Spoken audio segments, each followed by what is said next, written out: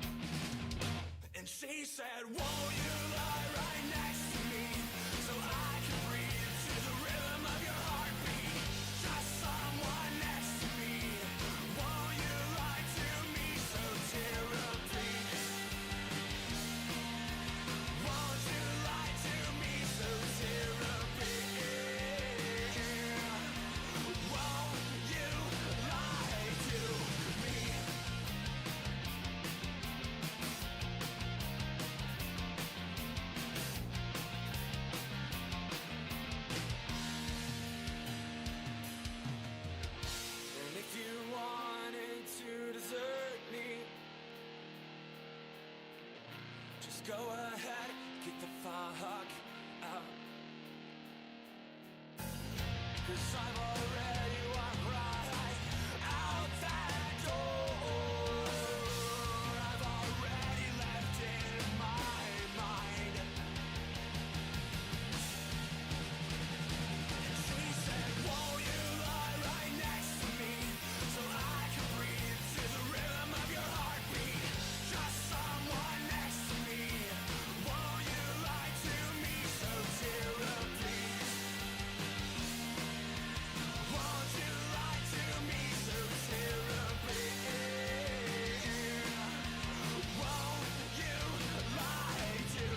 Won't you lie right next to me so I can breathe to the rhythm of your heartbeat? Just someone next to me. Won't you lie to me? An absolutely stellar band, baby. How we doing tonight, everybody? How we doing? I don't know if you're doing as well as I am, because currently, we're just getting started here, baby. All right. So let's get this shit figured out. I got the Frazzy Fraz on the fucking mic. I'm ready for this. Yes, we are all ready for this shit. All right.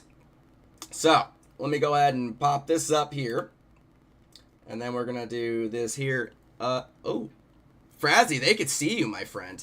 They could see you. Loud. Good evening. How can you hear us all right, ladies and gentlemen? Can you hear us?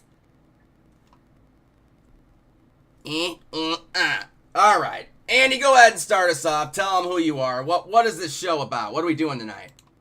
My name's Tim, and I'm the lead guitarist and lead singer in the EWL band. I'm a punk fucking rocker, and I kick ass! Yeah, baby! Yeah, baby! Oh, I'm the Fraz, and I'm an STD. No, I'm just kidding. Right there is the fucking Fraz. Right here is Tim the fucking Madman. Tonight, we are going to be covering a wide range of badass music, and then we're jumping in the chat. We're going to try some shit out. The weather is fucking balls, but who cares? It's not going to fucking stop us. Coming up next, for your ear holes. Well, Andy, we got the stivs. We got the stivs. And you know what? They're coming in hot and ready, baby. Here's the stivs with Regulate the Flow. Enjoy, you fucking animals. I love you. Happy Friday. This is the EWL Review Show. We have a killer interview coming up. The stivs are here.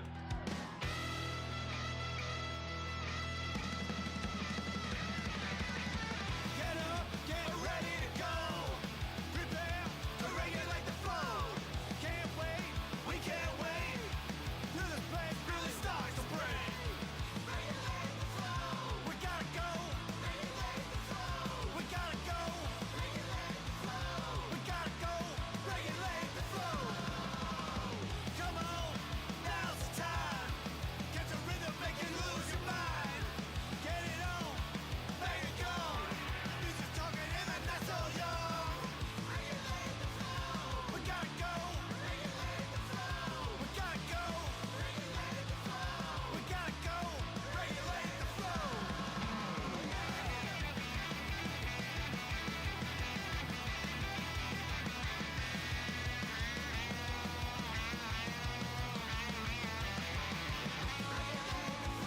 We gotta go. Regulate the flow. We gotta go. Regulate the flow. We gotta go. Regulate the flow. Should be dressed sexy at night. City lights are dimmed. He hustles all day. It's hard, so hard. And a second shelves in the store. Working for her dreams. She saves every time. With hope, with hope.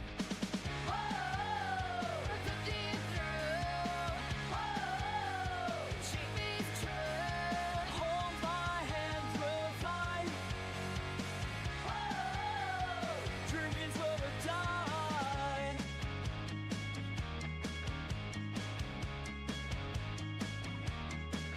She got an output with lines, stories yellow written. He jots down his hopes, so high, and spinning shots with her brush. Colors in his soul, she paints through the night with pride, with pride.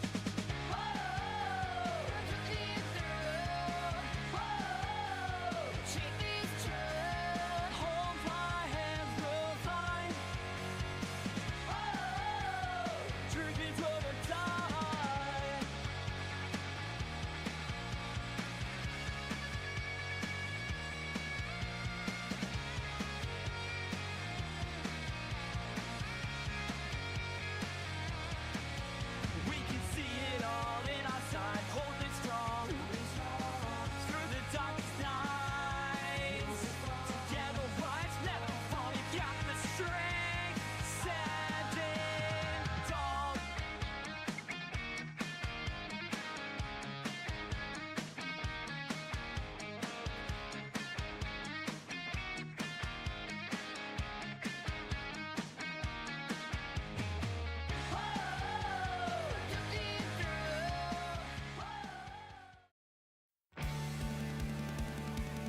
we're gonna be continuing rocking on here, ladies and gentlemen. We got some music to get through, baby. Happy Friday, grab a beer, let's have some fucking fun.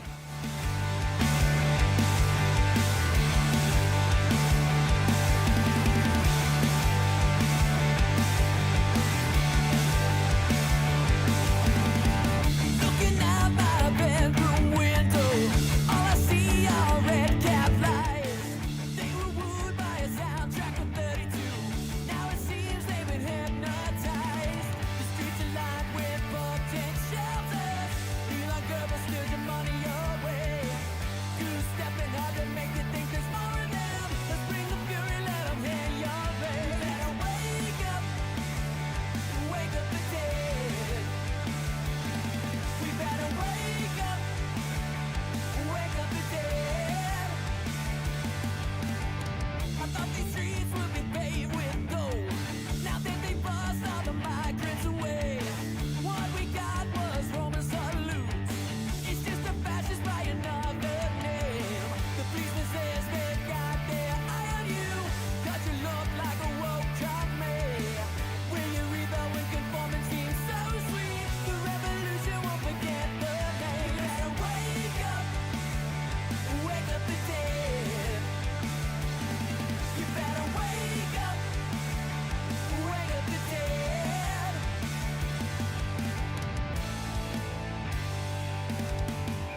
I know you just want to go back to sleep and hope this bad dream goes away.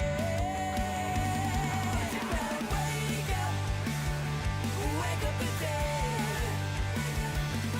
You better wake up the dead. Wake up the dead. Oh yeah, baby. Wake Up the Dead by Father Fury. Coming at you next, a tasty tune from Shuttlecraft.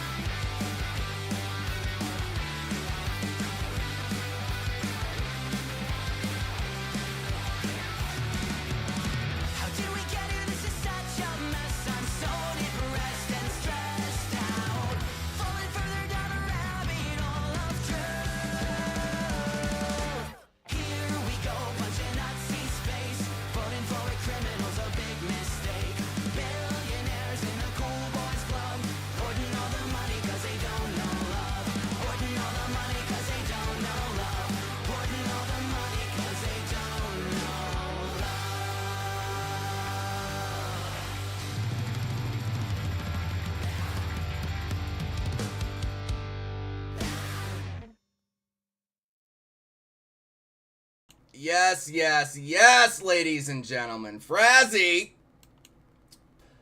how we doing?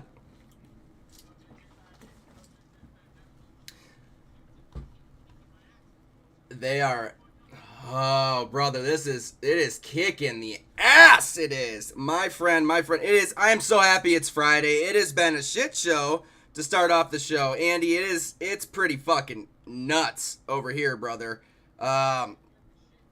Just absolute shit. I don't understand. Oh, and I'm gonna turn you on, Andy, because they couldn't hear you. Haha. All right, now they can hear you. But Andy, it's been shit weather all day today. We're gonna be interviewing DC from the Flying Beats. Have you heard of that fucking animal? Don't know who is DC from the Flying Beats. So wicked individual.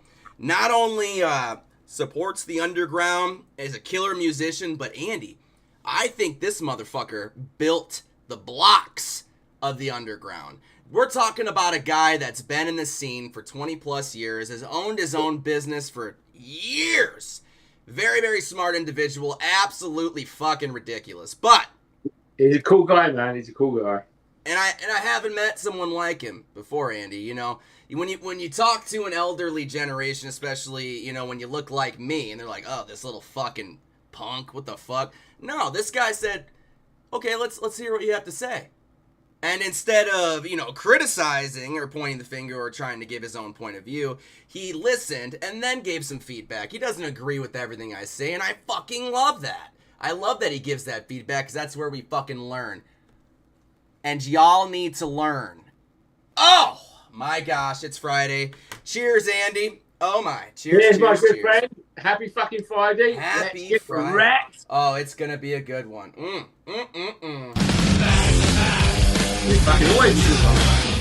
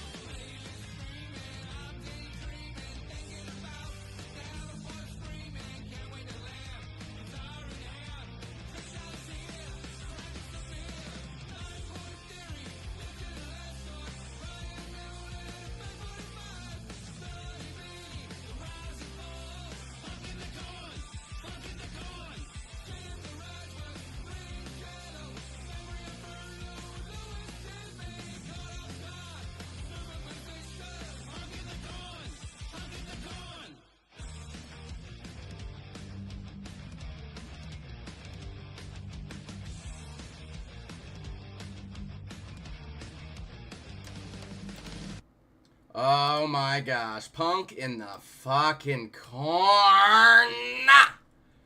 What's that, Tim? What's that? What's Punk in the Corn, Andy? Yeah, sorry, I haven't heard of it. What's that about? You haven't heard of Punk in the Corn, Andrew?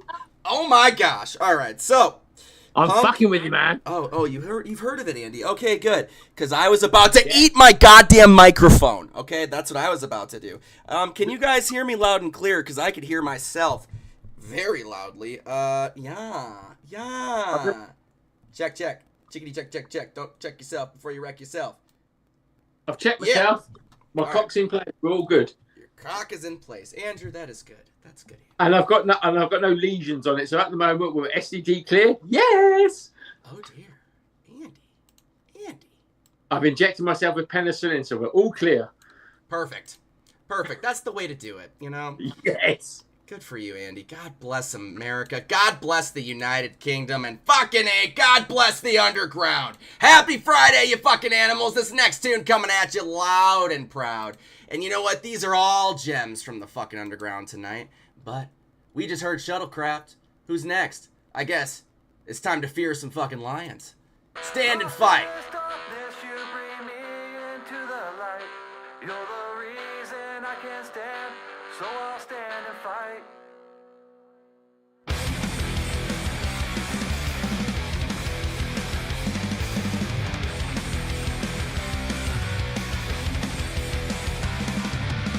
How many days did I not know you were in pain?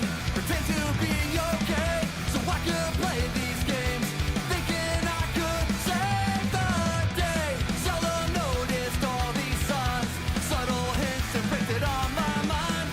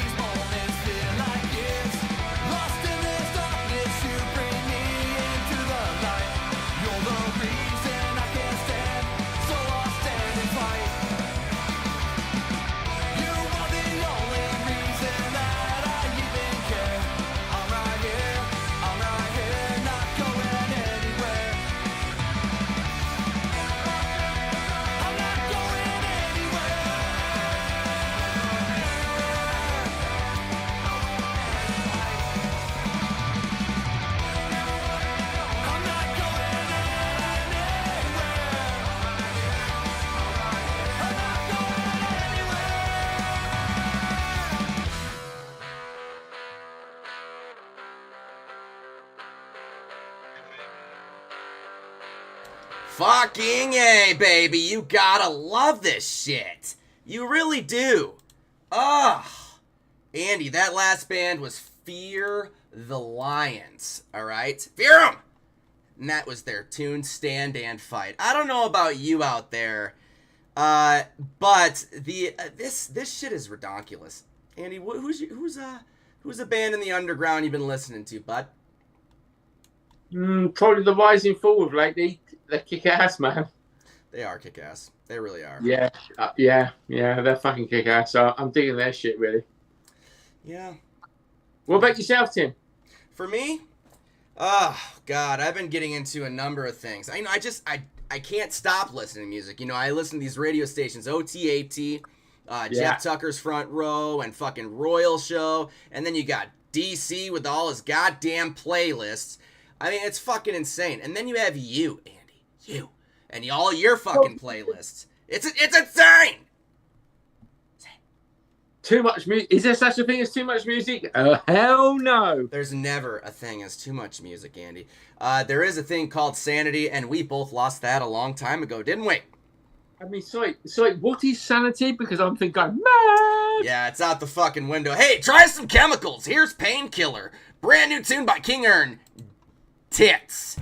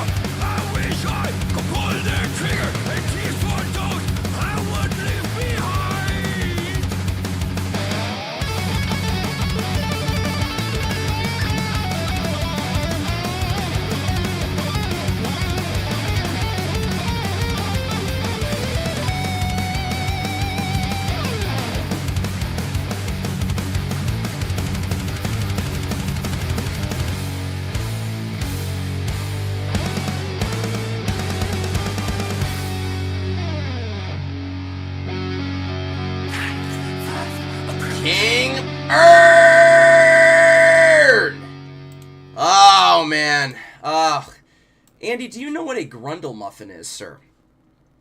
Oh, I'm not quite sure. What's your definition of a grundle muffin? It sounds quite rude. It sounds rude. It is a little rude if you think about it, but it is the space between your ass, more specifically, your rectum, anus, asshole, brown spout. There's a lot of chocolate starfish. There's a lot of names for this wonderful, curiously curious area. But Andy, this space, taint, gooch, grundle muffin, is the space between your asshole and your testicles. For ladies, it is the mystery wasteland. Lies behind the goods, but right in front of the you should not touch. Yeah. I don't know. Andy, you ever you're an ass guy or a tits guy? What are you? I'm greedy. I go for fucking both, to be honest. And I've touched where you shouldn't go. But that's me. I'm a pervert. Yeah, I am. Boom. We all are deep down inside, aren't we? I mean, gosh damn it. We are just a little bit louder about it, okay? You know when you accidentally lick the ass and not the pussy? I'm sorry, it was an accident. It wasn't an accident. It wasn't an accident. No. You're curious. You wanted to. Man, Andy, you're the guy to suck a fart right out of an ass, aren't you? Oh, absolutely. Gosh. Why wouldn't you, Tim? Why wouldn't you? Oh, you give me hope, Andy. You really do. You really do. Someday when I grow up, I want to be just like you, Fraz. You know what I like about you, Tim? You set the bar low with me. You got no expectations, and that's why you're never disappointed with me. I love Andy, that. That's because I've never even witnessed the bar. It doesn't exist. All right, we're either way above or way below. All right, currently, I'm trying to get way under that fucking bar. Coming up next, at you loud and proud, a nice, delicious little tune. By Huskies. All is kaput. Dance around your studio, slap that ass, grab those nips and twist those tits. This is the EWL Review Show, and if you're feeling frisky, well, now's the time to go ahead and start dropping those tunes. Here is Hookies with their tune All Is Kaput. Yes. Do you feel it? Do you feel the prostatitis deep down? Ah!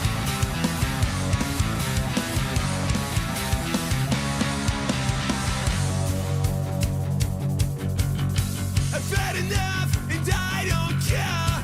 Leave me alone with your selfish bullshit. The times are rough and people stare. Fuck off with your statements. Shit's going down. We're still feeling.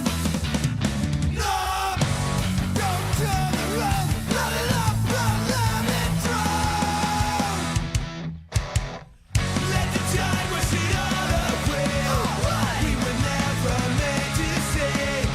Let the tide wash it all away. Make way for better days.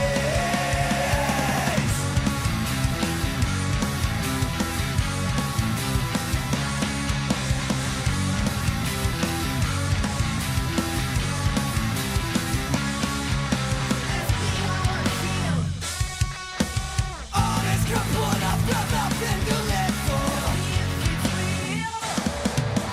Show me the way out of here. Shit's going down, and we're still feeling dumb. We've hit the ground because hope don't let us drown. Let the tide wash it all away. We were never meant to say. Let the tide wash it all away. Make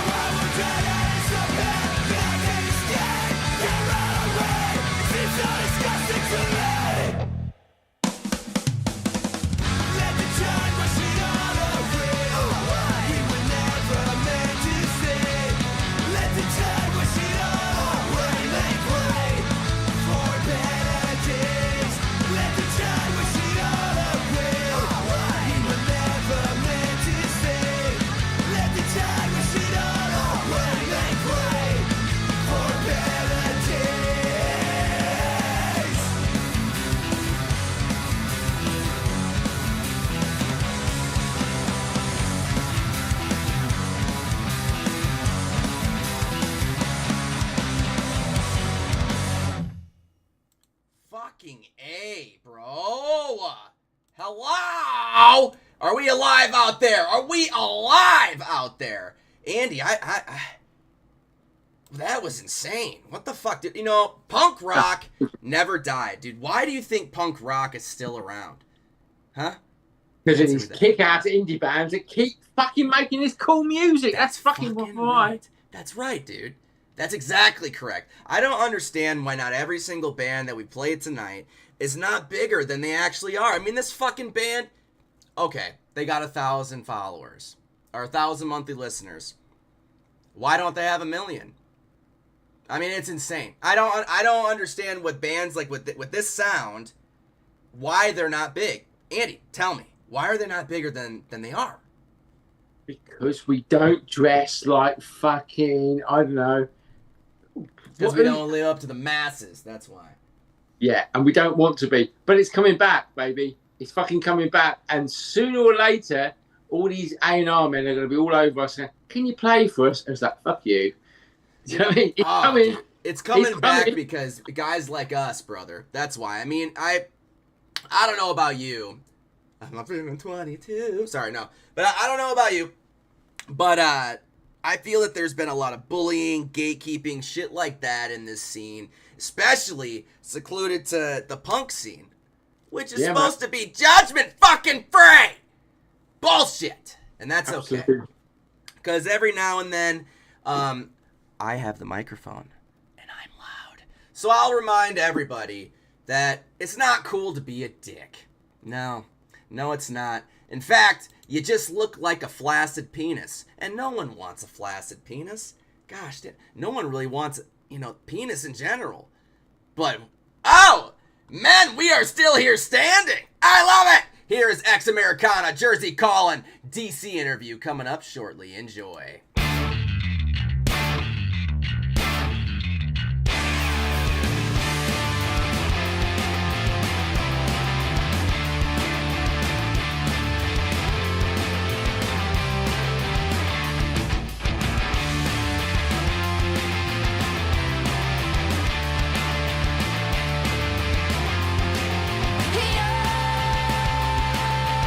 Audacity's a mockery of the people that you stand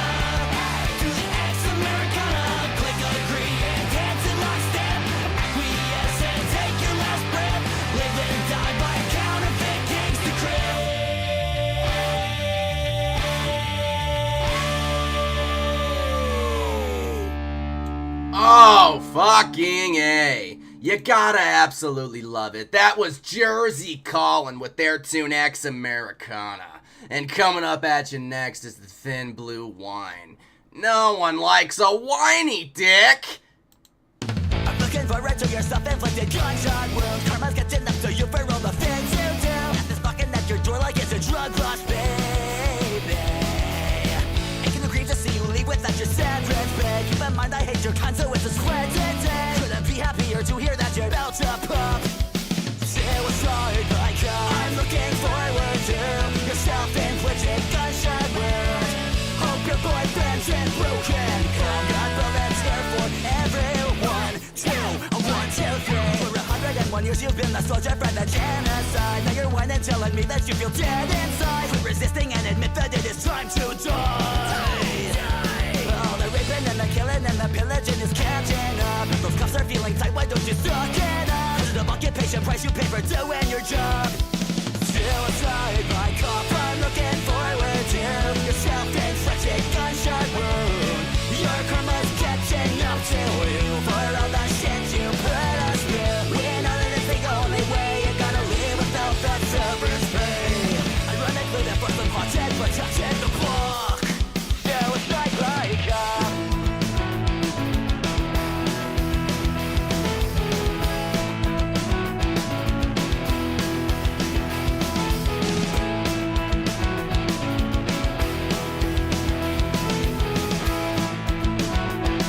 Well, if you're enjoying yourself, share the fucking YouTube stream. Yeah, that's right. We're not on fucking Facebook. We're on YouTube. Oh my gosh, is that my dick on the forehead?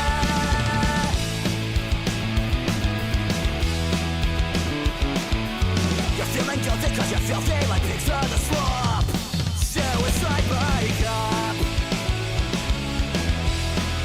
Suicide by cop.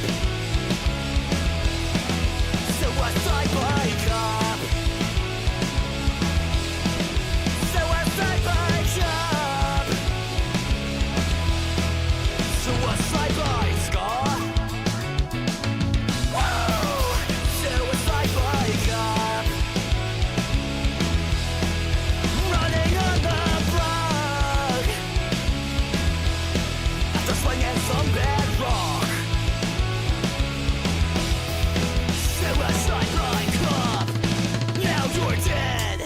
Oh, everybody loves it. Everybody loves punk because punk rock never fucking died. Have you tried Punk on Toast? Here's their tune for hire.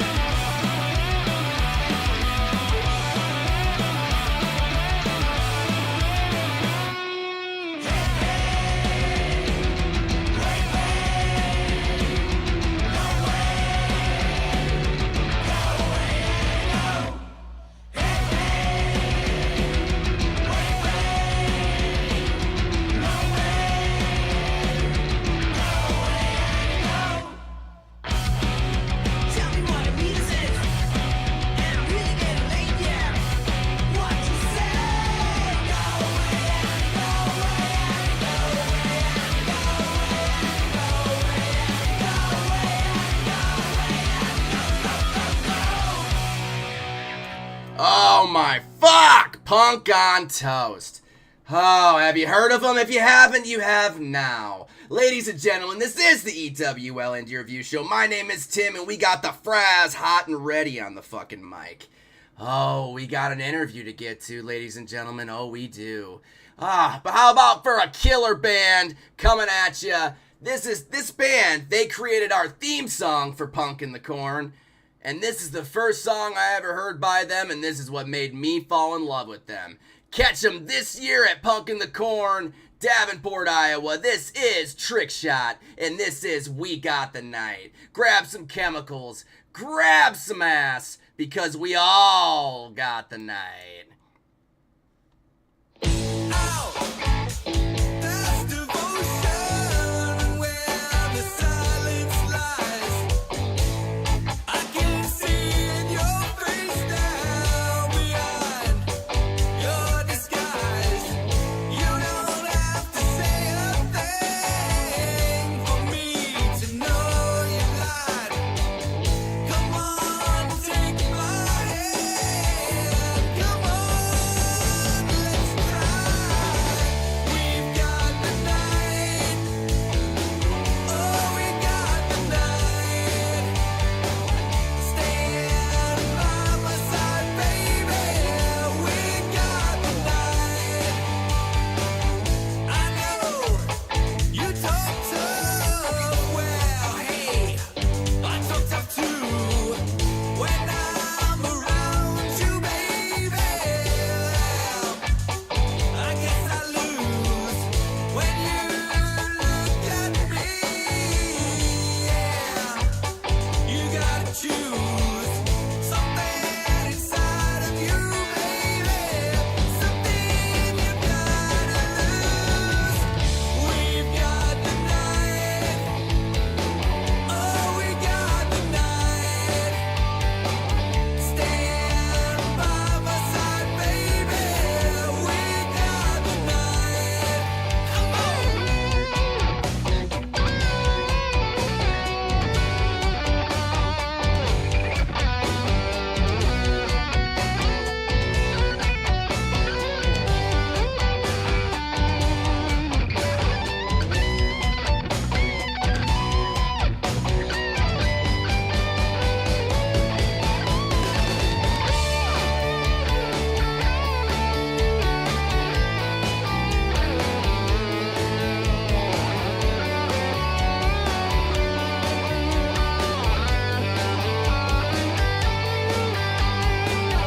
We've got the night. Oh, we've got the night. Stand by my side, baby. We've got the night. We've got the night. Oh, we've got the night. Stand by my side, baby. We've got the night.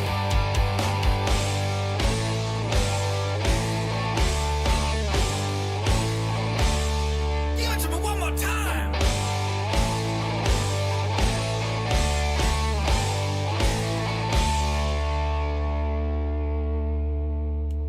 Yeah, baby, Trick Shot. Delicious. Serving it up hot and tasty. Ooh, so tasty. Oh. Hey, Fraz. Yo, yo, yo! How's it going, Tim? Let's rob some fucking bones, eh? Right for my fucking grave. Let's rob a fucking grave. Let's do it.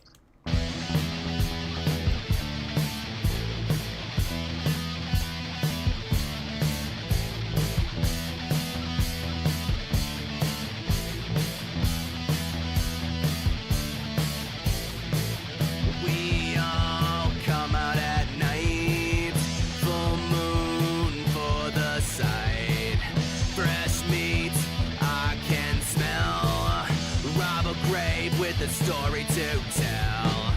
Dig up her bones, rob her grave.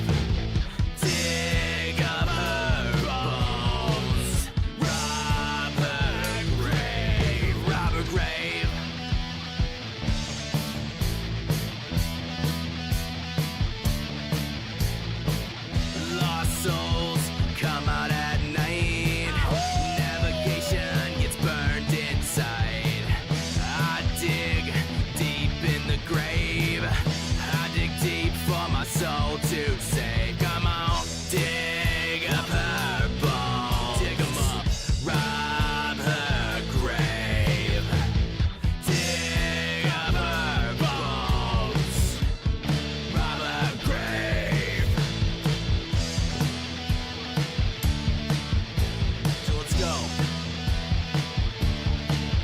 go down to the grave. Like, what do you want to do? Let's rob some fucking bones. I mean, I got a shovel. Come on now. We're lagging behind. Come on. Let's go. Come on. Dig up her bones. Rob her grave. Dig up her bones. Rob her grave. Dig up her bones. Rob her grave. Dig up her bones. Rob her grave. Here's a song from the Shit Magnets, and their tune's name, Big Women.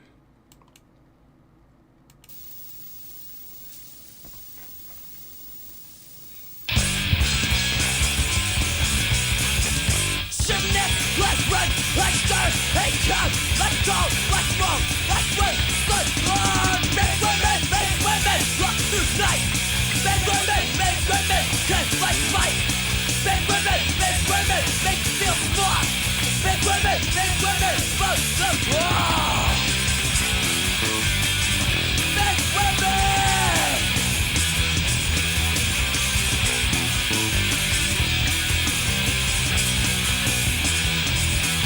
Big women! Let's run, let's start, hey come, let's go, let's move, let's win, let's run! Big women, love tonight! Big women, love lifetime! Big women, make you feel small! Big women, break your fall!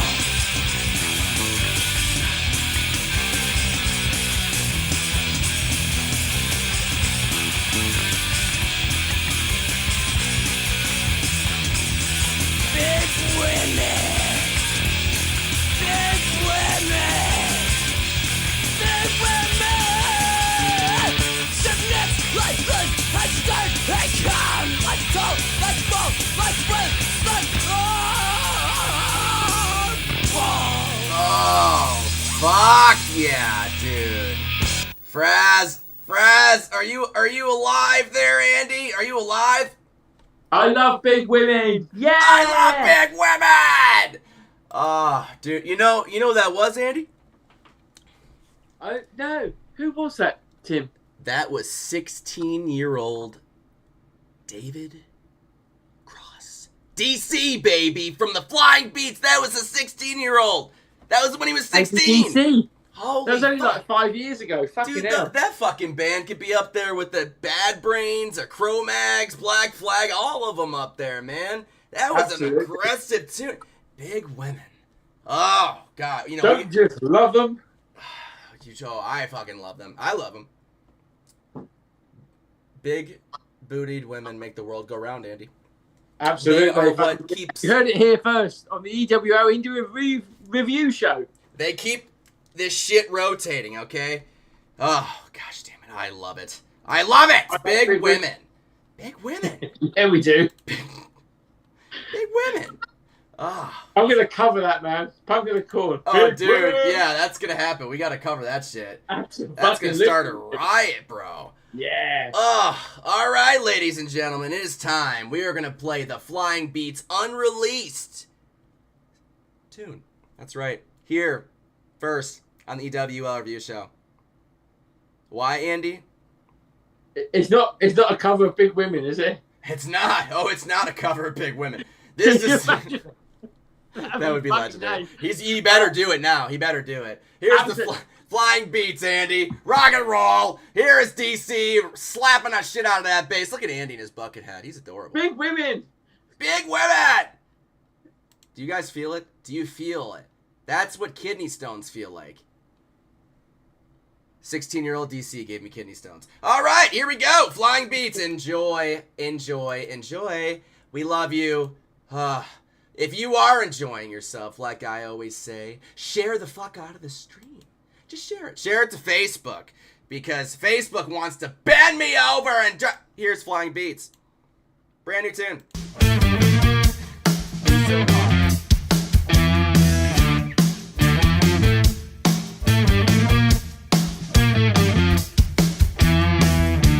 I don't know why I wanted you to try. I think I know why I wanted you to cry. We've come so far, we can't see the stars. Feeding on fear is what I've done to here. Never you're near, oh, I'm always out of gear. Oh, we've come so far, and I played my heart. Why's it gotta be so hard? We're better when we're apart. Why's it gotta be so hard? Oh, why's it gotta be so hard? Oh no, I wanna pull a life apart. Why's it gotta be so hard?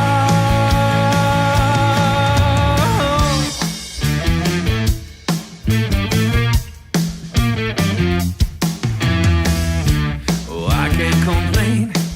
I've no problem with pain. The only refrain repeating in my brain is we've come so far. We've played our hearts. We've come so far. We can't see the stars. 'Cause why's it gotta be so hard? We're better when we're apart. Why's it gotta be so hard? Oh, why's it gotta be so hard? Oh no, I wanna pull a life apart. Why's it gotta be so hard?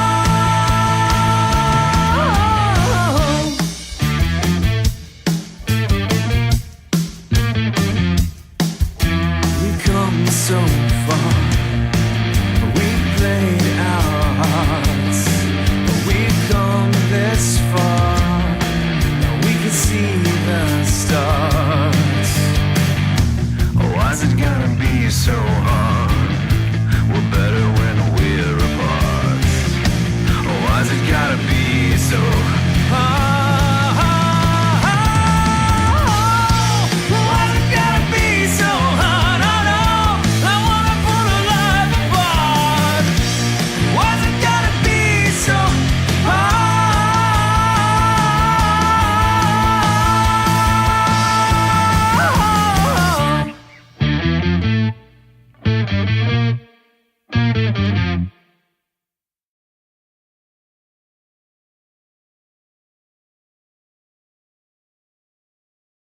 God damn, dude. God damn. Here he is. Look at him. Look at the man, the myth, the legend. DC. The basis for who knows how many fucking bands. Who knows how many single moms he's slept with in life. But maybe we'll get down to it tonight. All right. David. Hello, hello. Thank you so much for giving us your time tonight, man. Oh, hell yeah. Happy to be here. I'm fucking psyched. Oh, gosh, damn, you're a fucking legend. But I'm going to let Fraz go ahead and jump into it because he's been kind of like tickling his balls trying to think of questions to ask you, you know, and I'm just like, I don't know, Andy, just ask him anything. The man's stone, okay? Well, the question asks itself with, isn't it? What's your inspiration about the song Big Women? There it is. Come on, DC, tell All me. right, man. So 1985, the Shit Magnets, San Antonio, Texas.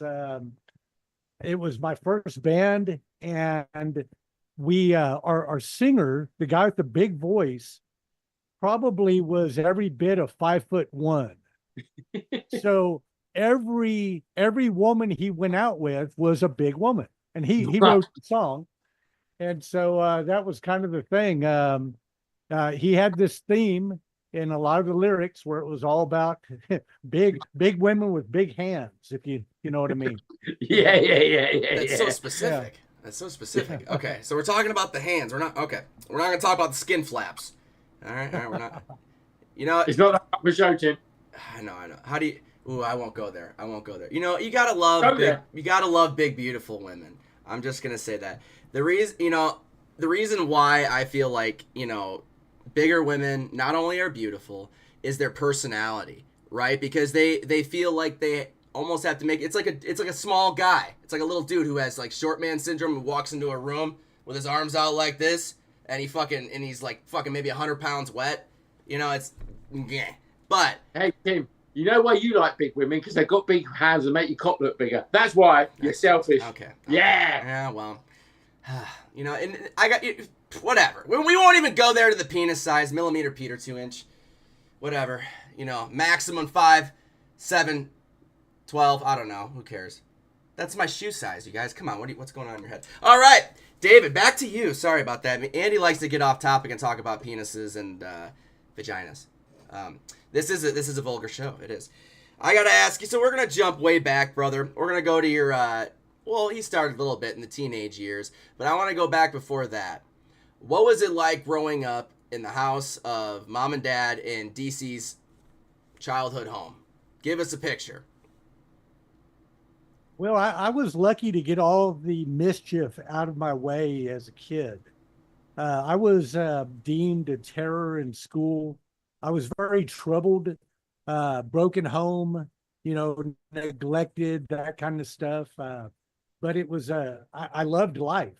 And so really my beloved best friend, who's still with me today, I've known that guy for 52 years now.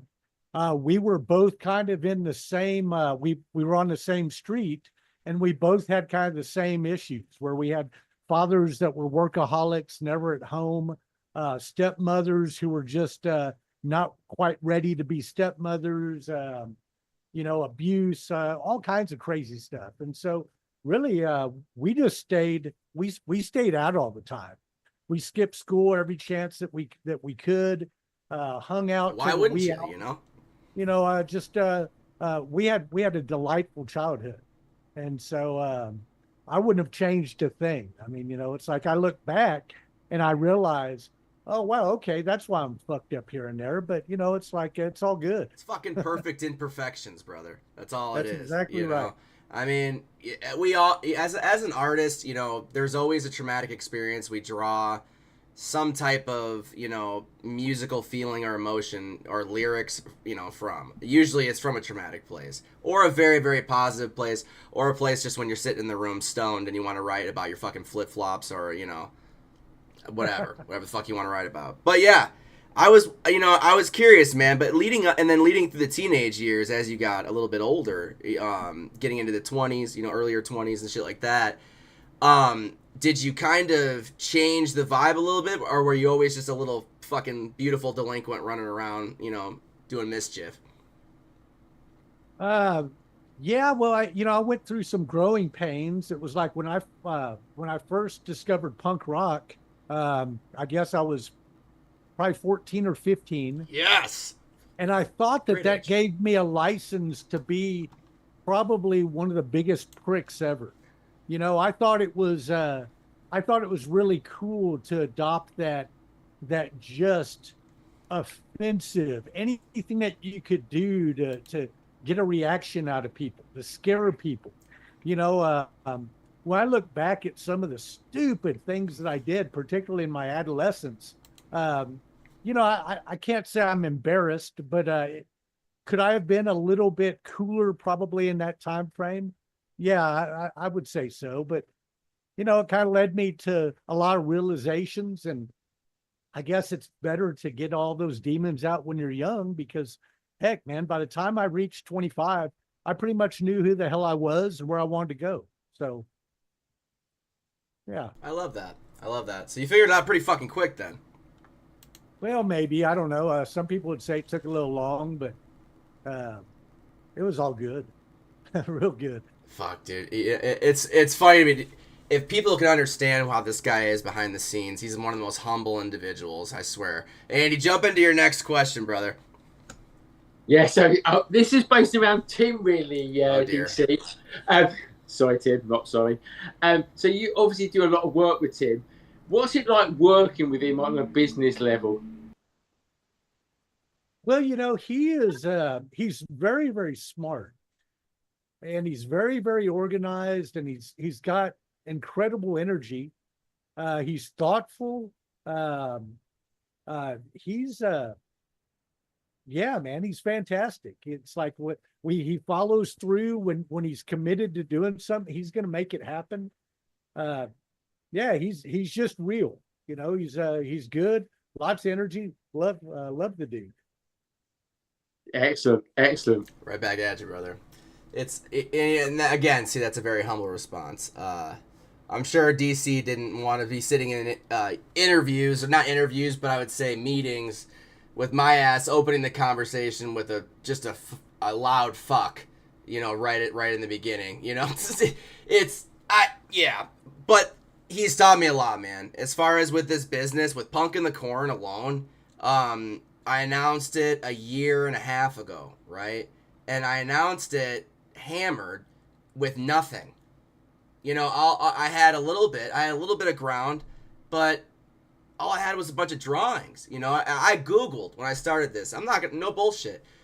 10 things to start a festival. How do you do it? And then I went from there. And, yeah, it's been a fucking process. It's expensive. It's time consuming. It'll take up your life. But this guy sitting right fucking there, dude, I'm telling you. Both of y'all, you kept my sanity sane. All these bands have been great, man. And DC's a great, yeah, I've learned a lot as far as through the business, And which brings me to my next question. Running your business is not only manual labor, where you're at the job site, you're inspecting things, you're actually doing things on the job. And you're also in customer service, right? So how the fuck do you balance some jackass coming up to you bitching about a perfect job? That it's fucking pristine because you have the trust in your guys, but he's just bitching away and bitching away. How do you process that and give a, I guess, not emotional response, but a response that, kind of keeps in business or maybe opens up more business? It was a big challenge, particularly up until I guess I was about 40. People could rattle me, and I don't know that I had I guess I felt a little inferior because I went to college to become an electrical engineer, and I did that because I wanted to design amplifiers and what have you. And money was tight. I was working full time. I was going to the city college and doing what I could do. But I remember, and I'll get on point here, but I remember spending like 3 or 4 hours just solving calculus problems. And I went to the professor and I told him, and this was after 2 years, right? So I was grooming to become an electrical engineer. I went to the professor and I said, I need some help, man. I said, you don't give us a lot of problems, but it's taken me way too long to do these. And he says, well, what do you mean? And I said, yeah, it's taken me like 3 or 4 hours to solve one. And he's like, that's about right. And I looked at him and I go, no, man, that can't be right. And he looked at me, he says, what, you don't like it? And I said, no, this sucks. And he says, oh, what does that tell you? And that was the best lesson I ever got in school, because I was going to school. That was the only thing that interested me, to when it came, I could learn everything else. And so I ended up dropping out of school. But it gave me kind of an inferiority complex, because I was brought up to, I was told that if you're going to be anybody, that you got to have a college degree. And I had the weight of disappointing my parents and, everything else. But finally I just said, you know what, screw this. This just isn't for me. And so as I was going forward, I remember that I felt as though I felt that I had my thoughts together. I felt that I could learn damn near anything. I felt that I was well organized and I was poised for success. And I was having to deal with these people that have, all kinds of letters after their name, whether they were dentists or lawyers or doctors, and they treated people like crap, and I was thinking, just because, you've got your education doesn't mean that that gives you a right to treat people like crap. No. So my point of it is that I was fairly combative. I had this very immature attitude that was like, I don't want to play the game of who's going to fuck who. But if you open the can, just beware, I'm very good at it. Yeah. And what did that do to me? It had me, I mean, again, I learned quickly from a lot of things. It made me angry. I mean, and so to get to your point, I ascended fairly quickly out of health reasons because I would get so angry, Tim, I'd start shaking and I could Yep. feel the blood pumping in my temples, right? When people were being disrespectful and rude. Steam is out the ears. Right, man. I'd start seeing red, but I always maintained composure, but it was very, very hard. It took a lot of energy. And so one day it just hit me. Let it all go. These aren't your problems. These problems that's their problem. Yep. You just be you, do what you can do. And if it's okay, at one point it was like, I would tell them, I've done everything I possibly know what to do that's within any semblance of reason. I'm guessing, I don't know if you can be satisfied, but at this point, one of the best ways that I was able to resolve a lot of conflict was I would freak the customers out. When they would start coming at me, I just tell them, what do you want? Yeah. I tell you what, we have a contract, but you have some legitimacy to your complaint. You just pay me whatever you're going to pay me. Smart. If you don't want to pay me anything, then okay, you know what? I'll walk away. We're just not a good fit. And I would posture it such that they would end up paying. I mean, most people were reasonable. They would just see it. They'd be like, oh, wow, this guy's he's atypical. He's not looking for a fight. He's not Right. looking to get into a dick swinging match. And I'm kind of on both sides. Not the dick swinging. I don't know. There's not much swinging going on over here, but I'm more or less like I do get fired up. You've heard me fired up with a lot of different situations throughout this whole fucking festival process. But I also feel like I kind of come from the same, similar emotion where, it just steam out the ears. You blow up on everybody and everything. And trying to find that tolerance and that level of understanding where you're almost, and gosh damn it, I'm still learning. I'm still learning to be tolerant. But fuck, man, I don't know. It's pretty wild, your background, not only that, and then leading up into the business, kind of how you handle a little bit. Look at Andy over there. He's fucking 12 ways of, shades of stoned. How you doing, Andy? We're not stoned enough. Let's roll a blunt. You're a goddamn baker's dozen right now. Andy, ask your next question to this beautiful human right in front of us. Go ahead. Yeah, so DC, over your musical career, what is the thing that you're most proud of? I guess it's becoming a multi-instrumentalist. Okay. I started on guitar at like 8 years old. Yeah. And then I filled in the late 90s on bass for a band called Whiskey Dent. That was kind of like we called it punkabilly or cowpunk. Yeah. Which was big in Austin. I was living in Austin at the time. And then I hung up the bass. I only played bass for a couple of years. And so I picked it up about maybe 4 or 5 years ago. And I mean, but over that time, I got very interested in drums. So I play a lot of drums. Excellent. I've got, I play some keys and just, I guess that's it.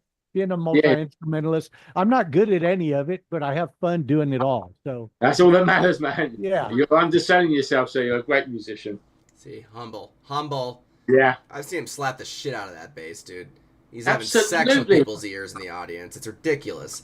Yeah. Absolutely. You ever have to take a shit on stage? no, I haven't.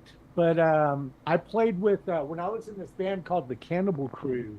And Cannibal Crew. I guess that was in the early '90s. That sounds like a nice Sunday school band. Yeah, play it in church and such. Yeah, the Cannibal Crew, well, ladies and gentlemen. We had a good thing going, but methamphetamine kind of got in the way Ugh. well, you know, I loved it. at the Best time. $5 high you'll get. You know. It was some good times, but we played with a band called the Jenna Torturers, and Okay. if this was the sickest thing that I think I've ever seen. Thank God we opened up for them, because when they were done on the stage, there was blood and semen and feces all over the stage. Oh my. They had people hanging from meat hooks, you know. They had people like that were on rotating pinwheels and, you know, Oh dear. throwing darts. I mean, it was just This is a scene. this was crazy. Now, Fantastic. we did do this. We had a show, a Wednesday night show at this hard rock club called Rock Island. Oh And boy. we weren't hard rock. We were kind of like we were more like alternative metal or crossover. Okay. Kind of a grungy. Cannibal hard rock. Crew was grungy crossover. I would guess like, Yeah. oh, you know, like fucking, you know, you're resurrecting the goddamn dead or some shit. You know, that's what I figured. You're just No, that's we had Jenny, a I got you. You're just up there just chilling, huh? it was a '90s type of vibe, but we one of my buddies we dressed him in a grass skirt and made a necklace of raw meat that he wore, and Oh fuck. he was flinging raw meat out at the people in the audience. And Oh so no. Rock Island forever deemed Wednesdays meatless Wednesdays. I think. Yes, Awesome, man. yeah, that was kind of fun. I'm just that image is in my head. You're just getting bitch slapped with a fucking steak. You know, Andy, could you imagine just a fucking porterhouse just slapping you in the face? You know, and then right into a tune. I'd fucking welcome it, to be honest. I'd fucking chomp on that bastard, wouldn't Just you? dude, I'd chomp on the lead singer, dude. I just fucking. Absolutely. Why wouldn't you? Oh fuck, dude! What a scene! What a scene! You know, you have bands. I feel like that go over the top with, you know, theatrics, and I will name drop, and everybody loves them. Kiss, everybody loves Kiss. You know, Alice Cooper, great fucking performer. But let's strip it down. Let's strip it all the way down, gentlemen. And if you take the fireballs, you take the lights, you take all the bullshit away. Do you think that they would have actually made it without the flair, that, you know, the tight fucking leather pants and the actual wave of music to carry them through? Not to talk shit about these legends, because they've made it, obviously, you know. But looking back at history and doing what we're doing now, fucking A, it's a bitch. And it looks like for them, it was pretty goddamn easy. And a lot of hair metal bands. That's why there were so many of them. Everyone was trying to search for the fucking Van Halen. They were trying to search for Rat. They were trying to search for these hair metal bands. But what do you think? Andy, we'll start with you. You've been giggling over there. What do you think? If we strip down all these mainstream bands, theatrics, all the fucking visuals, do you think they would be able to hang with all these underground bands, with the flying beats, no less? Probably couldn't compare to the flying beats, but I think what really matters with any of these bands, it comes down to, can you really play, doesn't it? If you can really fucking play, the gimmicks as a sideshow. So I think if a proper band can play real good and hard, then they'll make it, and they don't need the gimmicks. The gimmicks are just an additional extra, aren't they? Right. I like that. And that I will have a follow-up question for DC and you. Here we go. DC, what do you think? Well, you know, I was born in '69, and so as a kid, you know, I saw rock bands that were coming up way before MTV was a thing. And so, yeah, you had bands like Kiss and Rush that were out in the 70s. I mean, you know, and they did it all underground back then. We had a DJ in San Antonio by the name of Joe Anthony. And Joe Anthony, he, I'm sure he's long gone, but he is credited as the guy that brought Rush and Judas Priest and the new wave of British metal into the States. San Antonio, coincidentally, had the moniker forever as the heavy metal capital of the world. So, you know, there was a lot of neat things that were happening back then. And so, yeah, to answer your question, I think it was inevitable. I think that all the stuff that you saw was a product of MTV. MTV changed everything and changed style, but you know, it's just it's like the chicken or the egg. You know, I mean, it was just a progression, and you know, most of those bands. I remember early on when I was starting to understand drums, and I would listen to like AC/DC, for example, who has some of the most simple beats in the world, right? And I was of the misinterpretation that Phil Rudd was just a shitty ass drummer because of how simple the beats were. I didn't realize that the more simple the beats, the harder it is to keep time. Yeah. You know, and so those guys could play. They didn't get there by accident, and I think that they had a harder road. Now, when you get into the '80s, that's when record labels just They're went trying to find it. crazy, Yeah, and subsidiaries, exactly. and that's 60s when you had and the 70s, A&R bro. explosion.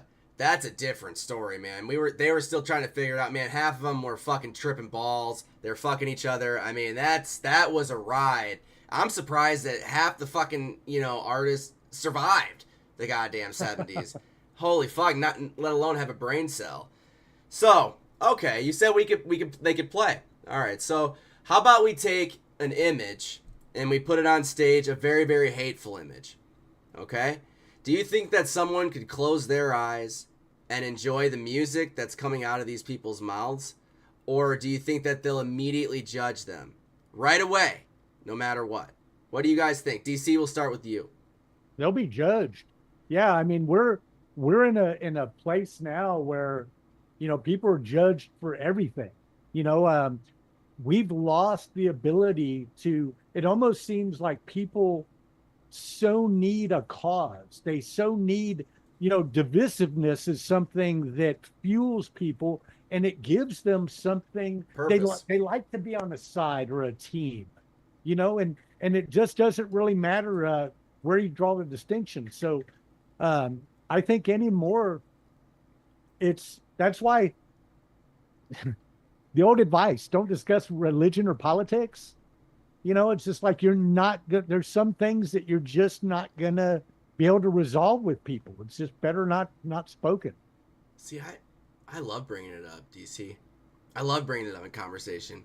The reason why, and usually it's with someone who's older than me and wiser than me, and it's just, and you know, I'm doing it not because I want to fucking antagonize them, but because I'm just curious. Because there's a lot of people in different generations that are very hard-headed, and that's on the younger side and the older side. So it's not just, you know, one generation. So when you're saying, like, as far as how music grew and the image, how it changed, political movements, religion, you know, money, all that shit, you know, aside, I think if we moved that never got part of the scene in the first place, it would be a lot better of a place, right? But these guys, I feel like I could really give anybody a second chance. I really can. And if this person has the voice, like Andy said earlier, if they have the talent and they're able to do it, why not give them a chance? And you know what? Listen to them for 5 minutes, and if they say something absolutely heinous, well, don't go there and post on your fucking social media. No, tell them, hey man, that's fucked up. You are fucked in the head, sir. You're wrong. You're wrong because of this. You listen to him for 5 minutes. Now he could shut the fuck up and he could listen to you for 5 minutes. That's how things work. Tolerance, I don't know if we'll ever get back to it. Image, fuck. Mine's gone. And this Punk in the Corn, you know, it has one image. And that's just love, man. Peace and love. That's it. And I am so happy to have you guys a part of it. Like, god damn it. You know, Andy, jump into your next question for this fucking beautiful delinquent. Go ahead. Yeah, so David, well, a couple of questions. I'll ask you this one, man. I'll ask you this one. So, Uh-oh. that is not bad. It's Oh, not okay, bad. okay. We're not to those ones yet. All right. No, it's DC. I'm not going to do anything dodgy. No. I had a couple of questions I really wanted to ask him. I wasn't sure which one to ask. So, no, it's all genuine. You do so much for the community. I remember when I first met you and stuff. You know, I want to know what drives you. You're obviously so keen in music, but you're not just there for yourself. You're there for everybody. I just want to know what sort of motivates you to, because obviously you're a busy guy, aren't you? You know, you've got a life and everything like that. He's busy as shit. Do you know what I mean? It's like, what drives you to help everybody and be so supportive? I just want to what motivates you, really, man. Well, that's really interesting because when I stumbled upon what I know to be the indie scene, Yeah. I watched. I was just kind of like I wouldn't say a voyeur, but I mean, you know, yeah, I was out in the shadows just observing, and I was thinking, what is this? And I saw a lot of energy. I saw a lot of things that were happening at the time that I thought were a waste of time and energy. Yeah. You know, the follow and the chasing fake Facebook likes and you know, so things were going well for my band, the Beats. We were doing good, and I thought, you know what, maybe I can give back and do something to help some people, because from what I'm seeing, everybody's just chasing their own tail and they're caught up and they're missing key things that are important. You know, it's like, I don't know how many times I saw somebody say, oh, go like this band because they only have 200 likes, or you know, and it was almost like pity.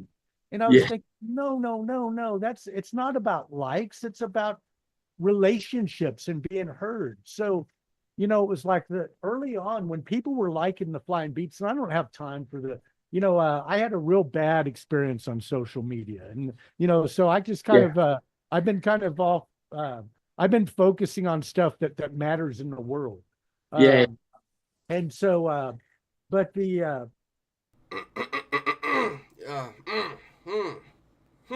I wanted to create.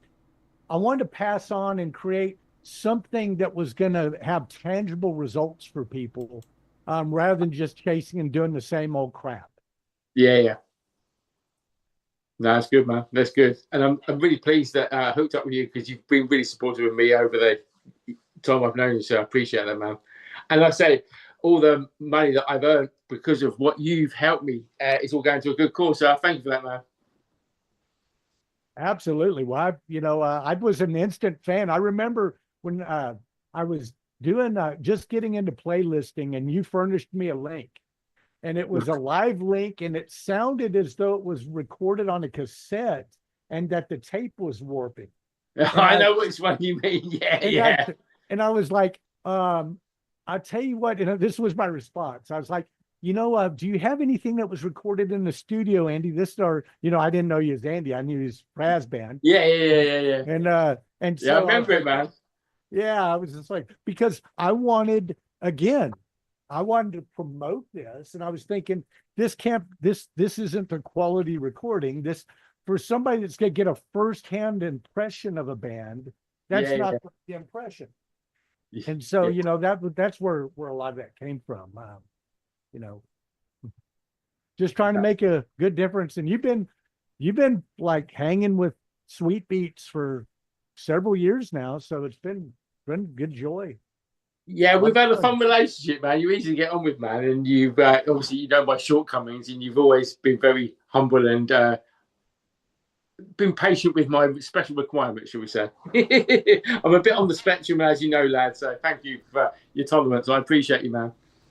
Well, I think we all are on the spectrum in some capacity. I mean, I've Absolutely. got borderline OCD disorder. I mean, that's what happens is that I get these thoughts and they don't stop. And they I keep know. going. Yeah. And I get so excited that, that's why Speed agreed with me. If I could stay up Yeah. 3 or 4 days in a row, Then you're good to go. Thank you. You're riding it. yes, I mean, I was a productivity train. So Sweet Beats was all an accident. It was just like, let's figure out a way to help people, and I think we're doing it. So Yeah. I'm happy with it. Yeah, you do good, man. Absolutely. Yeah. And Nathan, stumbling upon him as a singer, as a vocalist, he is fucking incredible. How did that come about? Okay, so I'll have to go back real quick. This ties into my music, or excuse me, into my business. Back in the early aughts, and actually up until about 2010, all of our advertising was in Yellow Page. The old let your Yeah. fingers do the walking Yellow Page. And so we employed a company that had high leverage buying power out of San Diego. And as print advertising started waning and digital was exploding, they started dipping into digital. And by de facto, as a marketing agency, they started doing other things. Well, we in 2012, I wanted to do a rebrand for my company. I wanted to change up the logo. I wanted to come up with a jingle, make a professional commercial, etc. And so they sent this fella, flew him in from Los Angeles, and it was none other than Ken Scott, who was our first drummer. And Ken sat down and he was just pitching marketing stuff. And when we got to the jingle, he says, "This is an idea for a jingle." And I said, "Oh man, I love that bass line. I played something similar years ago in a band." And he says, "Oh wow, you play music too?" And I said, "Music too? What else do you know?" And he says, "Well, Jan, who was with New Dimension Marketing, the company that hired him and sent him to me, told him that I was into martial arts. I did martial arts for like 12 years, right? And so he goes, I realized that you were into martial arts, which I find very interesting because I am too, but I didn't know you liked music." Well, anyhow, we became kind of friends, but then he hit me this. He goes, "Hey man, were you a Ninja Turtle fan?"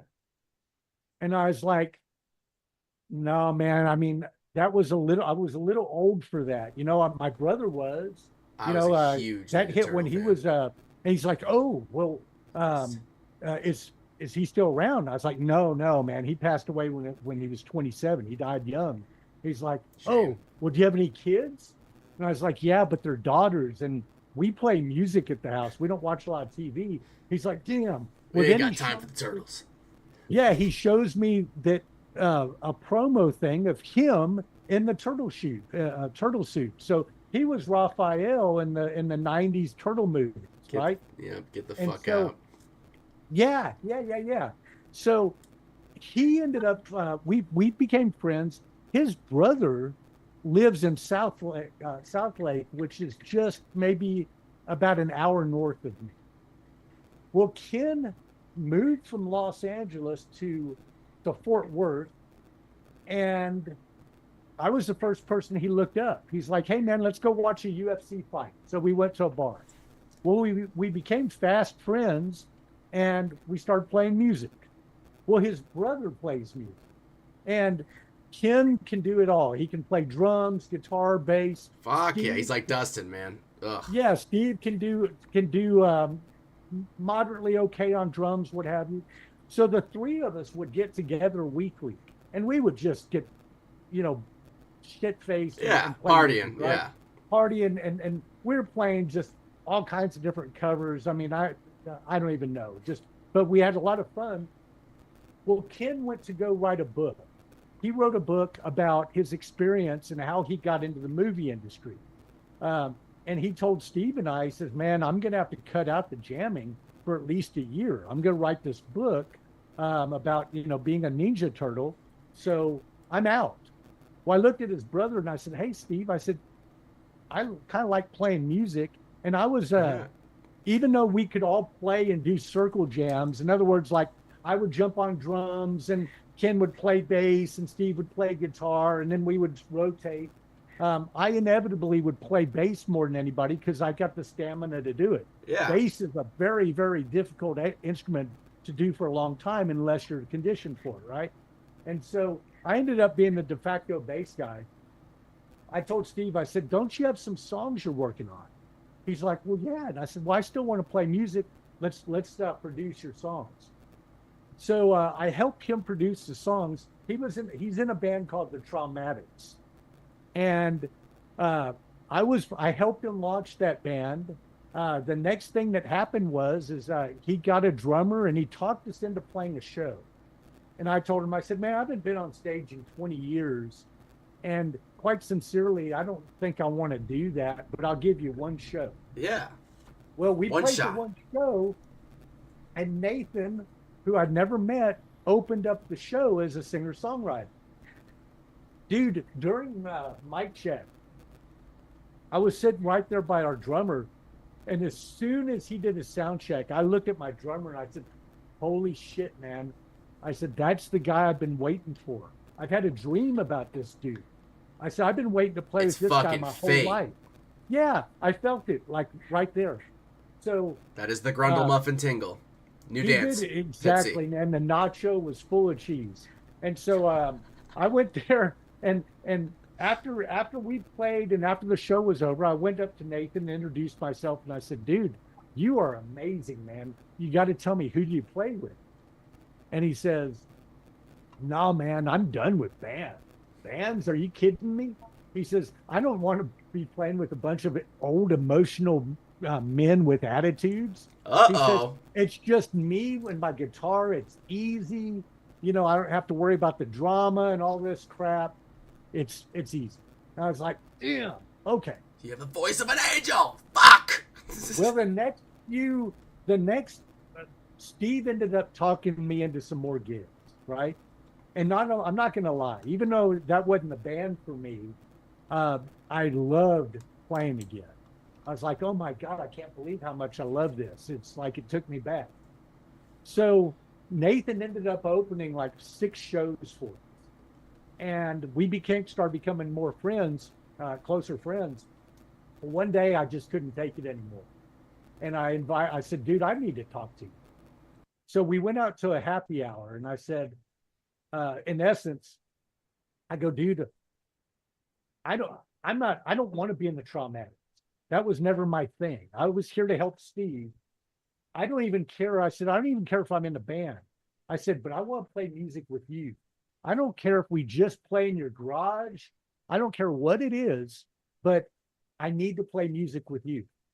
And I said, and he teared up. And I mean, because, you know, I got very emotional and I was obviously very passionate. And I said, I'm going to tell you, I said, I'm a shitty bass player and I'm learning, but if you'll give me a chance, I said, I'll go all in. I said, I'll learn. I won't stop until I'm proficient. And he goes, if me and you get together, big things are going to happen. You know that, right? Fuck And I yeah. go, "Why?" He goes, man, he says, you're the only musician I've seen on that stage. Now, he was just saying that tongue in cheek, but he said, you know, what you lack in technical, you got in passion and just, you own it. And I was like, well, thank you. I said, well, I'm going to bring that to the technical side too. Yeah. So, you know, we hooked up with Ken. We all discussed what we wanted to do.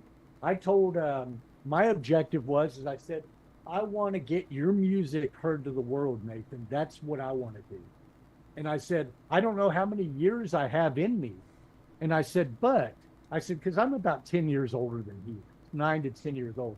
I said, but if I can get you to a point where you've got an opportunity, and it would make sense to be with real good, solid musicians, and this could change your life, then I would love to do that. Now, Dude, if yes. if I ascend to that place where I can support you, and be part of it, that's just what we would call lagniappe. Lagniappe in Louisiana is like a bonus, right? That's just extra. But I said my main goal is I want your music heard. I want Yeah. people to hear it. That's a good selling And so point. Ken says, oh man, he goes, all I want to do is I just want to play live gigs and have a party for my friends. And so Easy enough. that was the beginning of the Beats. Fuck That's how yeah, it all dude. came together. And then as we started navigating, when Villain took off on Spotify, Villain was our first, and I would say break. I mean, what is break? It's like, I guess for an indie band, break, that seems pretty good. Hell, it's got like 75,000 streams on it. That's But, pretty damn good. it was, that was our turning point. And that's when he said, holy crap. That's when Nathan was bought in, and he says, let's record more music. Let's see where this can take us. And I said, I don't know where it's taking us, but if I can get us to play, I mean, we will play in Europe. We are going to come to see you, Fraz. Obviously, let me know. living the dream. Going to get up there in Iowa next in a couple months. It's fucking nuts, It's dude. just like I don't care where the destination is. It's just forward, and I love what I do. I love just the carving it out, and success is nothing more than just enjoying every little aspect. And for those people that don't understand that, or who are criticized or spread malcontent, or throw darkness at people, it's like I told you, I feel genuine pity for those people, Yeah, man. because they don't have something in their life that's so beautiful that they can just stay focused on that. They have to worry about all this other crap and it's like, why let that shit bring you down? I mean, we've got too much good here in the indie scene. We really do. And where we started, man, everybody puts so much fucking time and effort into their music too. It's a damn shame that there's people out there that are tearing each other down rather than supporting each other. Because that's why there's that really, really fine, divided line between us and the mainstream bands. Mainstream are adults. They're business. You're not a sellout. You're making money, and you're making a lot of it. So underground, you could say, well, you're not a sellout if you're in the underground. Well, you don't want to remain in the underground all your life. If you say you don't want to make it big, you're a fucking liar. You're a straight up liar. You want to be on a stage in front of, a million people. Fuck yeah, you do. Because you put so much time and effort into your music, and you know where it comes from the heart. And it really is a damn shame. I've been picking fights on Reddit. It's a blast. But, picking fights meaning I'm responding with this weird kindness, but almost like a kind asshole. And now I don't even have to anymore. All those people that, they start, this is an AI flyer. This is stupid. This is going to be the dumbest fucking show. Now I see a bunch of people coming in. Hey, man, fuck you. I'm going to this festival. Who the fuck are you? This guy's doing this. They're doing this. Have you seen where they started? It's been a fucking battle nonstop. And I am so fucking happy we did it. And we get put through the grinder. I've learned so much. You could say that, oh, it's destroyed me. And, in some ways it has. But I've also learned so much through the entire process. And this festival, it's going to be in the fucking history books. And it will be. $25 to see all these bands. Camping, food, beer, all ages, bouncy houses, all this fun shit, man. All for just a great cause. I mean, if you want to shit all over it, go ahead. That's fine. But I'm going to be intoxicated having a great time in the cornfield in October. That's where I'll be at. So you can sit sour, but make sure you get a $25 ticket, Fucking A. But it's going to be fun. how many people can say, you know what? I had this crazy idea of doing an indie festival and I fucking did it. So yeah, what was crazy is that, coincidentally, I hooked you up with Mark, right? From Yeah. New Sound Addiction and Garden of Alice, amongst some others. Uh, he was in the Kazoo Club and some of the other side projects. But Mark actually had pitched, who coincidentally lives in Iowa. Yep, he did. We had an in-person meeting. He came down from Iowa, and we actually talked. Hell, we got to play music in my lounge. But he was going to do an indie festival in Iowa. And so I was telling him, I was like, okay, well, and I was asking him a lot of questions. Okay, how are you going to do this? How are you going to do that? How are you going to do this? He's like, well, I'm going to have to research that. I'm going to have to research that. The difference was that you just like, we're going to do it. We're That's going to it. do it. And then I was thinking, is he really going to do this? But it didn't take long for me to see. I mean, my God, the amount of work and prep. People have no clue who you are, Tim. I'm telling you, you are a badass. Yeah, you're much props to you. I appreciate it, man, but I couldn't do it without you and our little crew. I really could. It's different when you do it yourself rather than rely on other people, right? And when you're actually starting from the ground up and you see what you're building and you see it in fucking real time, it's incredible. And I don't know. The only thing I could say is I just been myself, and that's the only way I can continue to do it. And a lot of it's against the grain. A lot of it's going against very, very professional business rules. But we're a DIY company. We're underground. This festival's underground. And all we want for people to be is people. That's really it. We all have perverse thoughts. We have crazy, intrusive thoughts. We have all these things, but, some people are just too pompous to admit it. And that's okay. That's all right. But I will. I wear it on my fucking shoulder like a sleeve because I know I'm going to live a lot longer than those people because, shit, when I get past all the stress, I have you guys at the end of the day. Great friends, great memories. And I'll forget about the negative bullshit. I ain't gonna remember all this fucking shit that happened in the past with all the negative. No. I'm gonna remember, great vibes. I'm gonna remember this time, this interview with you guys, having a blast. That's what I'm gonna remember. And you know what? I will bring that fucking message back to this world, man. I swear. It's just a start. You just wait, gentlemen. Just wait. People think that, the negativity, the political bullshit's gonna reign. It'll fizzle out because I'm louder and more profane and and I don't mind speaking my mind. And Andy, I want you to ask your final question. DC, thank you so much, brother. Holy shit, you've been amazing. Yeah, so DC, I want to know what's left. What is it you want to achieve that you haven't achieved in your musical career already? What's left for you to do? What's your aspiration? I'm all on. I keep thinking I'm on bonus time. I lived so hard in the 80s and 90s that I'm just I'm surprised I'm even here.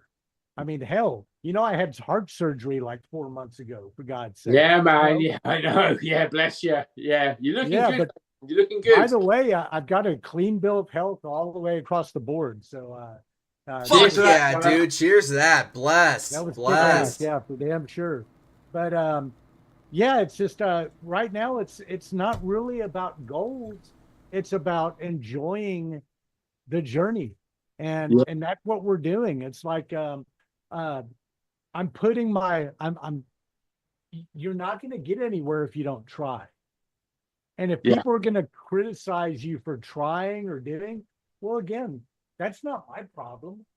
I'm not here to please everybody. I'm just here to try to spread the love and give it out. And so, yeah, it's just no specific goals. It's I've already surpassed them like tenfold.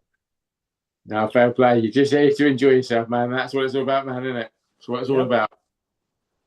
That's all you can be, Absolutely, dude. man. You know, for real. Yeah, I love it, dude. This guy's incredible. DC from the fucking Flying Beats, everybody. Holy shit. And this has been an incredible interview. A lot of insight has been said, you know. And I usually ask, you know, that question at the end that I asked you last time, you know. But we're gonna surpass that. Bullying online sucks, DC. Especially when yeah. You know, okay? All right, so getting us, you know, past that, you know, people think they're a hero when they come out spreading misinformation and things like that. How the fuck did you get through that? How did you not get through burning someone's house down and shitting underneath their pillow at their hotel? How the fuck did you... Well, first of all, I don't know that most people would find any of that interesting. I Right. mean, what are we talking about? We're talking about something where I don't even really understand it all. You know, to this day, I don't understand it all. And I can And- vouch for that. He really does. Yeah, and so I can say with certainty, I've never discredited anybody. I've never said anything that wasn't true. I've never even talked about people other than I've always just asked for a fair shake.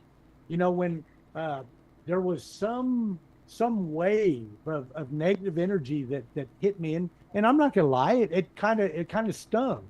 Fuck yeah, it did. Because it's But bullshit. it was kind of like I had to put it in perspective. It was like, I'm not driving this. And, you know, if people have whatever insecurities they may have or have, you know, I don't know what they're going through.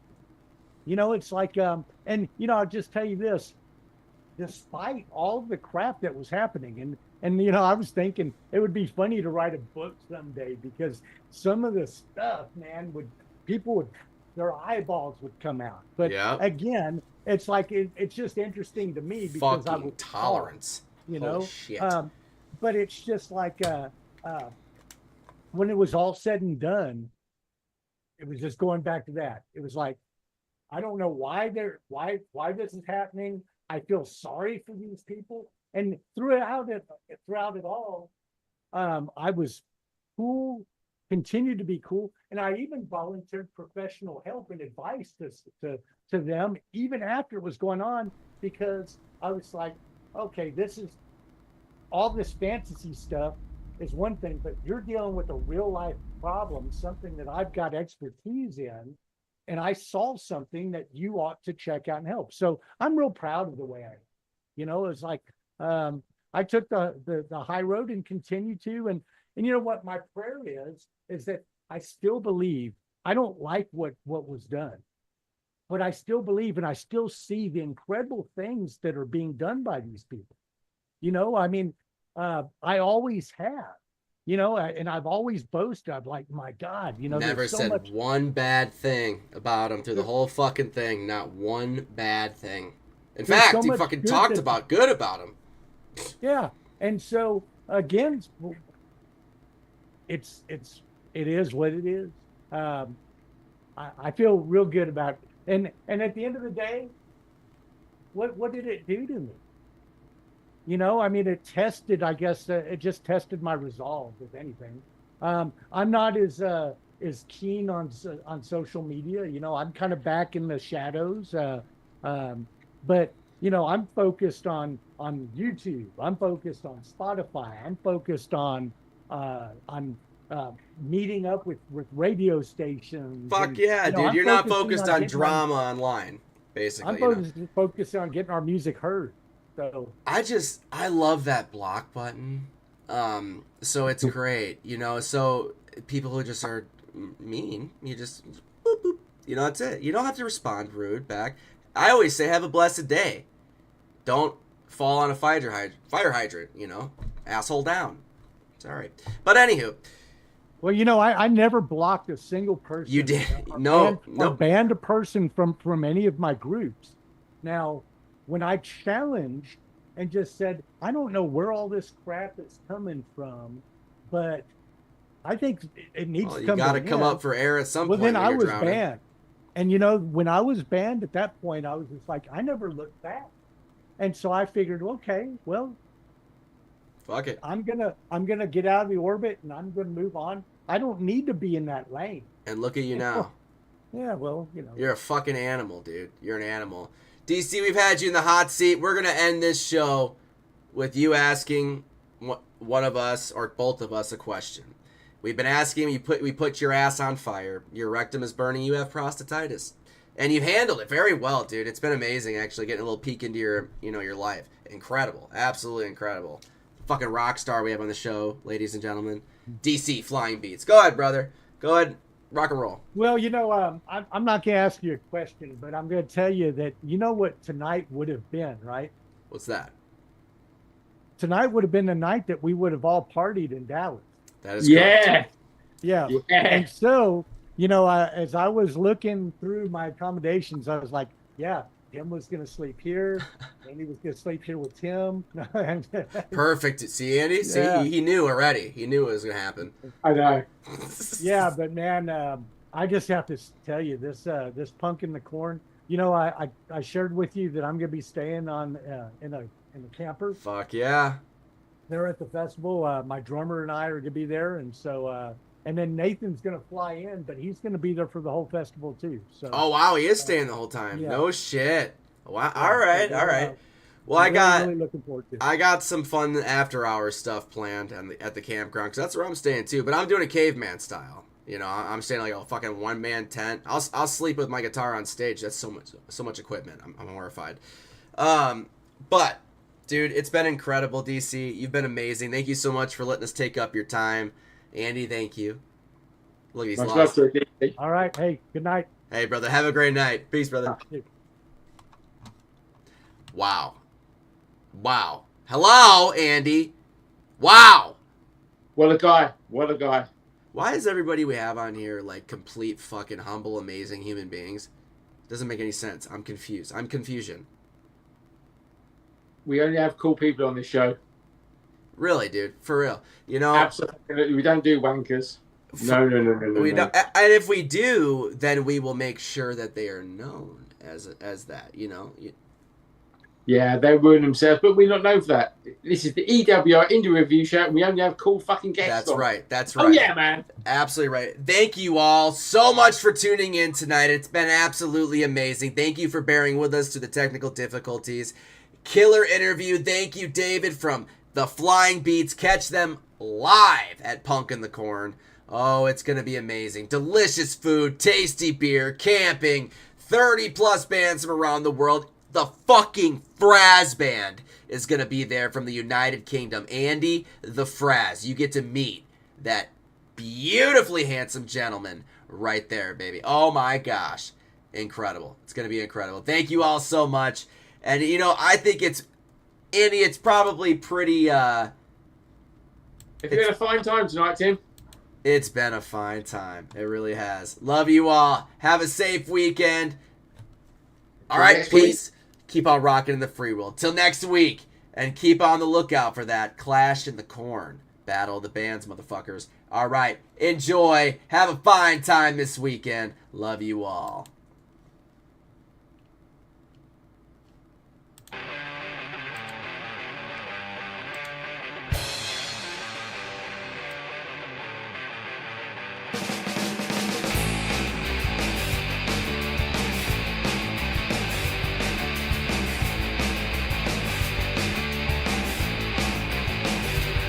Well, time is always on my mind. Oh, when I'm feeling fine, it makes me come alive. You love to cross through me. Oh, that is when you see the times why we